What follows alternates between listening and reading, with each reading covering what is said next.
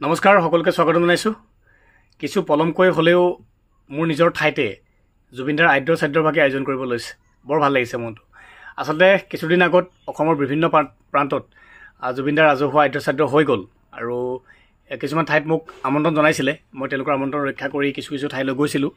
বৰ ভাল লাগিছিলে মনটো আৰু তাতকৈ বেছি ভাল লাগিছে আজি মোৰ নিজৰ ঠাইতে ৰাজহুৱা আদ্য চাদ্যৰ ভাগে হ'বলৈ গৈ আছে।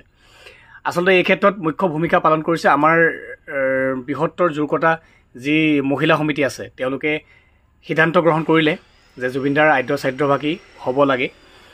কিছু দেৰি হ'ল বাৰু, কিছু পলম হ'ল, তথাপিতো তেওঁৰ প্ৰতি যি মৰম শ্ৰদ্ধা আন্তৰিকতা আছে সেয়া প্ৰদৰ্শন সেয়া আমাৰ মনত সদায় থাকিব। গতিকে শেহতীয়াকৈ হ'লেও হৈছে, বৰ ভাল লাগিছে।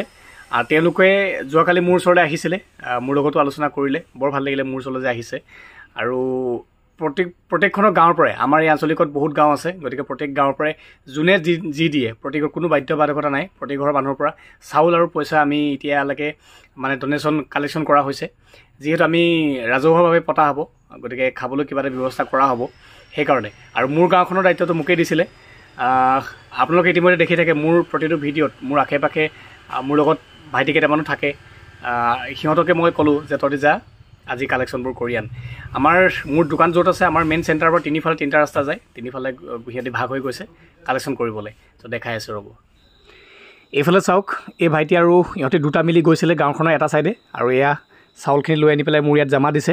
লগতে সিহঁতি পইচাও লৈ আনিছে। এইফালে চাওক পইচা।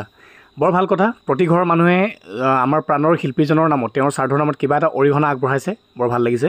আৰু এইখিনিতে ভিডিঅ'টোৰ মাধ্যমেৰে মই জনাই থওঁ, আমাৰ কাঠ গাঁৱৰ মোৰ গাঁওখনৰ প্ৰতিজন যুৱক যুৱতীসকলেও কিবা এটা সিহঁতৰ নিজৰ ব্যক্তিগত ফালৰ পৰা ডনেশ্যন আগবঢ়াইছে। 50 টকা 40 টকা তেনেকৈ বঢ়াইছে।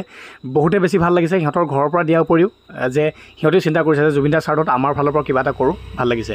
আৰু এখন লিষ্ট বনাই ল'বলৈ কৈছিলোঁ মই সিহঁতক, যাতে হিচাপটো ক্লিয়াৰ হ'বৰ কাৰণে, যাৰ ঘৰত যিমান দিছে ঠিক তেনেকৈ সিহঁতে লিষ্ট বনাই গৈছে।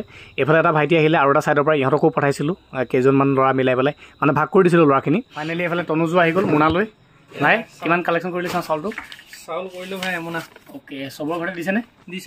দিছে। অ'কে, পইচা কিমান উঠিলে? পইচা মানুহ এক চাইড মানুহে বেছি ঘৰ মানুহ নহয় ন। অঁ, এটা চাইড 400 হ'ব, 10-20 টকা দিছে ন? দিছে, হ'ব, একো নাই। আৰু এইখন সিহঁতৰ লিষ্ট। অ'কে, চবেই ধুনীয়াকৈ লিষ্ট বনাই কৰি যাতে কোনো খেলি মেলি নহয়। এই মুহূৰ্তত আপোনালোকক মই বিশেষ এখন কাগজ দেখাব লৈছোঁ। বিশেষ এইকাৰণে বিশেষ বুলি কৈছোঁ, জুবিনদাৰ প্ৰতি কিমান মৰম আৰু আন্তৰিকতা থাকিলে মানুহে সেইটো কৰিব পাৰে।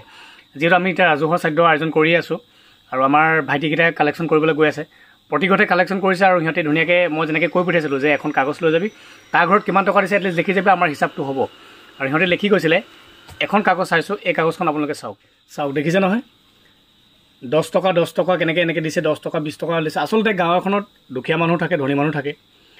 একেবাৰে নথকা মানুহঘৰো যে 10 টকা হ'লেও নামত দিছে, এই লিষ্টখনত বহুত বেছি ভাল লাগিছে। আৰু এইফালে এইখন।